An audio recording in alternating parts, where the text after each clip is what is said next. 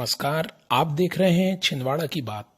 जिला अस्पताल के डायलिसिस वार्ड में उस समय हड़कंप मच गया जब वहां पर कोरोना संक्रमित को ला करके उसका डायलिसिस करने की बात कही गई। दूर दूर से डायलिसिस कराने वाले मरीज के परिजनों को जब यह बात पता चली तो उन्होंने इस बात का विरोध दर्ज कराया।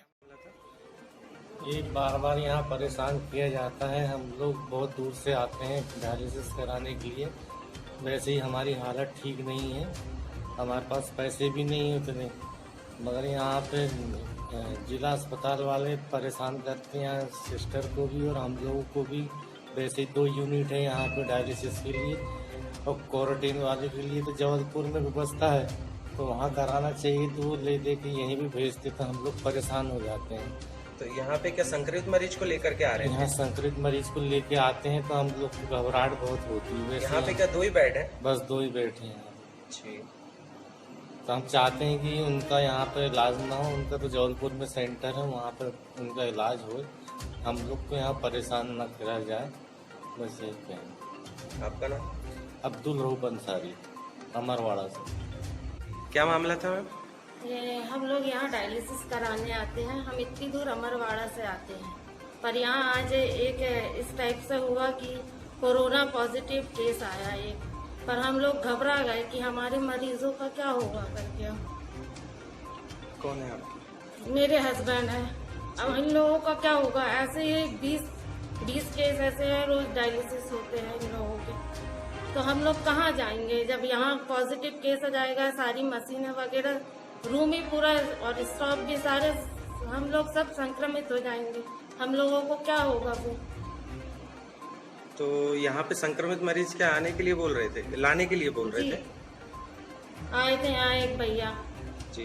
तो क्या बोल रहे थे? उन्होंने उनको किसी और ने भेजा था यहाँ पे। जी। क्या बोल के पहुँचाया था?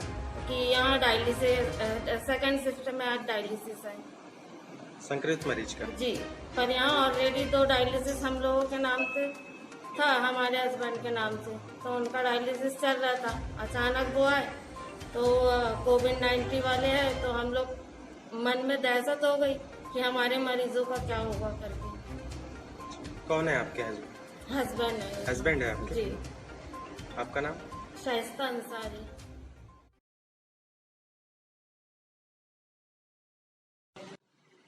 सरकार द्वारा धीरे धीरे सभी और छूट दी जा रही हैं, पर स्कूल संचालन और कोचिंग संचालकों को किसी प्रकार की कोई छूट नहीं दी जा रही। इसके बावजूद कुछ कोचिंग संचालक कोचिंग का संचालन कर रहे हैं, फिर चाहे वह स्कूली बच्चों की हो या सामान्य ज्ञान की। ऐसे में कंप्यूटर सेंटर में बैठकर कंप्यूटर का ज्ञान भी देना मना है। मानसरोवर में ऐसे ही कुछ कोचिंग संस्थान संचालित हो रहे हैं। जब कोचिंग संचालकों से इस विषय में जानकारी ली गई तो उनका कहना था कि उन्हें भी आर्थिक तंगी की स्थिति से गुजरना पड़ रहा है, जिसके चलते कुछ बच्चों को वहां क्लास में बुलाकर कंप्यूटर का ज्ञान देते हैं। पर खास बात यह रही कि क्लास के अंदर बच्चों ने ना मास्क पहना था और ना वहां पर सैनिटाइजर की व्यवस्था थी। देखें रिपोर्ट। इस लॉकडाउन में अगर अभी सरकार ने मना करी है कोचिंग वगैरह खोलने के लिए, तो आपने ये खोल के कैसे रखा है? टाइपिंग यहाँ पर छिंदवाड़ा में बहुत सी जगह पहले खुली थी, मैंने देखा बड़ी बड़ी जो टाइपिंग है पानी।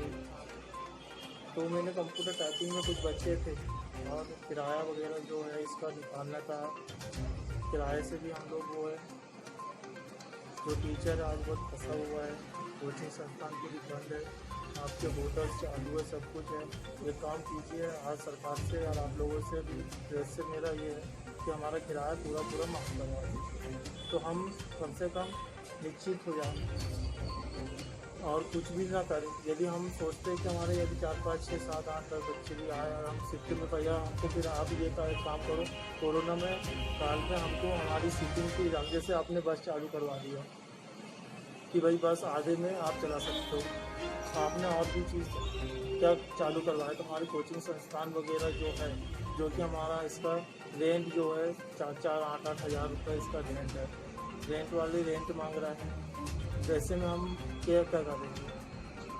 और जैसे कि आप बस चालू करवाए हो और भी चीज़ें चालू करो। यहाँ पर यदि होटल चालू है, वहाँ पर 10-20 लोग बैठे हैं, वहाँ पर आपका कोरोना नहीं आ रहा है। कोचिंग में यदि हम 5-10 बच्चों को बैठा के पढ़ा रहा है, शिक्षक को आगे बढ़ा रहा है, तो ये इसमें आपका कोरोना आ रहा है। आपका नाम? मेरा नाम है अखिलेश शर्मा।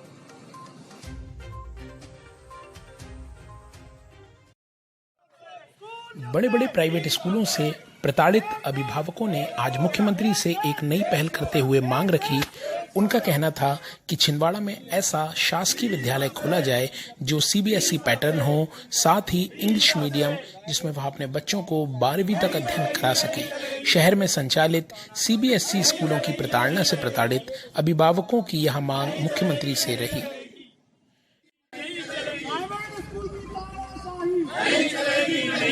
प्राइवेट स्कूल की तानाशाही नहीं चलेगी, नहीं चलेगी। एक देश एक फोर्स, एक देश एक फोर्स।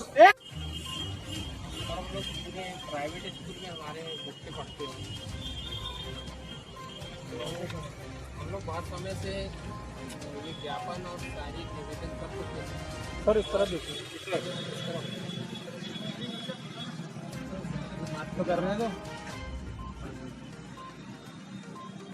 सारे निवेदन आवेदन कर चुके हैं, इसके प्रूफ में भी दे चुके हैं। और प्राइवेट स्कूल वाले अपनी ट्यूशन फीस के नाम पे हमसे पूरी फीस वसूल कर रहे हैं। तो हम लोगों ने सारे पेरेंट्स ने ये तय किया है कि अब हम हमारे सारे बच्चों को इन प्राइवेट स्कूलों से निकाल कर एक शासकीय स्कूल में भर्ती कराएंगे। तो हमारा जो आज का आवेदन है वो माननीय मुख्यमंत्री महोदय के नाम, शिक्षा मंत्री महोदय और सारे प्रशासनिक अधिकारियों के नाम है कि छिंदवाड़ा में के पूरे 11 विकास खंडों में सर्व सुविधा युक्त अंग्रेजी माध्यम के सीबीएसई पैटर्न के स्कूल खोले जाएं, ताकि हम उन स्कूलों में हमारे बच्चों को भर्ती करा सकें और वहाँ पर हम बेहतर सुविधाओं के लिए हमसे जो भी योगदान बनेगा हम आर्थिक रूप से वहाँ पर खुले रूप से दान भी देंगे।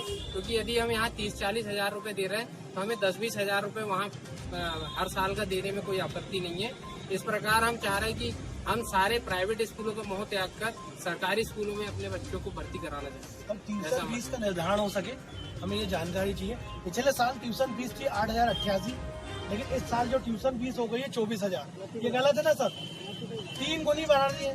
ट्यूशन फीस देने के लिए हर पालक तैयार है, लेकिन इनकी ट्यूशन फीस एक साल के अंदर 3 गुनी कैसी हो गई? ये कौन से नियम में? उसका लिखित हमारे पास प्रमाण है, उसकी हम चाहते हैं आप जांच कराइए और इन प्राइवेट स्कूलों के खिलाफ कार्रवाई करिए। हमारे बच्चे पढ़ते हैं और हम सभी लोग अभिभावक कल्याण संघ यानी पेरेंट्स एसोसिएशन छिंदवाड़ा के सारे पदाधिकारी यहाँ आए हुए हैं। हमने पूरे निवेदन आवेदन कर चुके हैं। आज हम एक बहुत बड़ी मांग लेकर आए हैं जो मध्य प्रदेश में शायद ऐतिहासिक होगी और पहली होगी। हम सारे इन सीबीएसई की तानाशाही से बहुत परेशान हो चुके हैं। कुछ ही स्कूलों को छोड़कर बाकी सारे प्राइवेट स्कूल सिर्फ सिवा धन की लूट खसोट के कुछ नहीं कर रहे हैं। तो हम शासन से ये डिमांड कर रहे हैं माननीय मुख्यमंत्री महोदय और शिक्षा मंत्री महोदय से कि वे यहाँ पर एक सर्व सुविधा युक्त अंग्रेजी माध्यम का स्कूल कक्षा 1 से 12वीं तक का सीबीएसई पैटर्न का यहाँ पर खोल कर दें, जिसमें हम पूरे गार्जियन मिलकर उसमें डोनेशन भी देंगे ताकि उस स्कूल को लग्जरी बना सके और इन स्कूलों की जो तानाशाही है उस पर लगाम कस सके। दूसरा निर्धारण नहीं हुआ है अभी। दूसरा हमारा ट्यूशन फीस की आड़ में इन लोग पूरी पिछले साल की पूरी फीस की वसूली कर रहे हैं, जिसके लिए भी हमने निवेदन किया है पर ये मानने को तैयार नहीं है। ऑनलाइन क्लासों से हमारे बच्चों को बाहर कर दिया गया है। फीस जमा करने वाले, नहीं जमा करने वाले, यहाँ तक कि आरटी के गरीबी रेखा के नीचे पढ़ने वाले बच्चों से भी फीस मांगी जा रही है। तो ये तो तानाशाही की हद हो गई। इसलिए हम चाहते हैं कि सरकारी स्कूल का विकल्प हमें दिया जाए जिसपे हम खुलकर हमारे बच्चों का एडमिशन करा सकें। एक बड़ा सरकारी स्कूल हमको ऐसा मिले। राजेश जैन, जिलाध्यक्ष पेरेंट्स एसोसिएशन छिंदवाड़ा।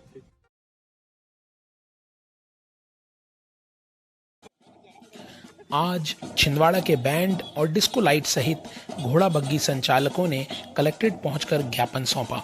उनकी मांग थी कि कोरोना वायरस से उन्हें व्यापार में काफी हानि हुई है, जिससे उनका वर्तमान समय में व्यापार बंद ही है। ऐसे में प्रशासन उनके व्यापार से जुड़े कार्य को अनुमति प्रदान कर उन्हें इस आर्थिक तंगी से उबारे। देखें रिपोर्ट।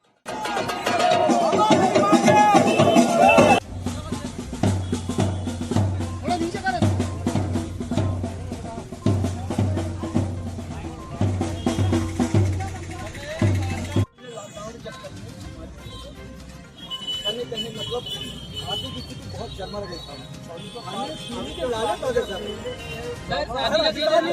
लेकिन एक छोटी सी परमिशन मिल सकती है किसी घर में। हमारे इतने काम रहते हैं, छोटे छोटे से काम रहते हैं, किसी घर में बच्चा हुआ तो 2 बाजे बच चल जाते हैं, वो भी परमिशन दे रहे हैं।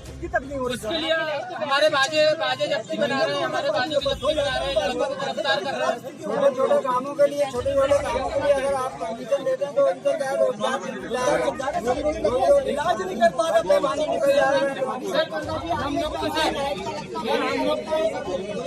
हम लोग को किसी भी प्रकार की आर्थिक सहायता हमने ना तो गवर्नमेंट से मांगी, हमने अभी भी नहीं मांगे, फॉलो करेंगे मगर सिर्फ जो हमारे काम हमको करने के लिए अनुमान जाएगा।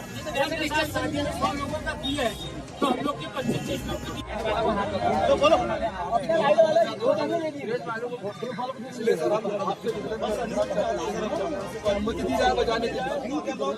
हमारे कार्य को उसके हिसाब से काम करेंगे हम लोग। और वैसे भी हमारे बैंड लाइट में डिस्टेंस बकायदा रहता है, तबले बीच में 8-9 फीट की दूरी रहती है सर। बैंड में भी 2-3 फीट की दूरी में खड़े होते हैं सर।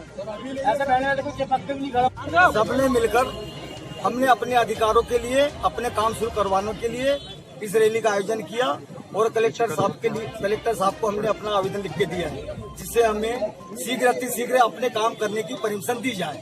हम उनके गाइडलाइन के अनुसार ही हम अपना काम करेंगे, हम किसी भी कानून का उल्लंघन नहीं करेंगे।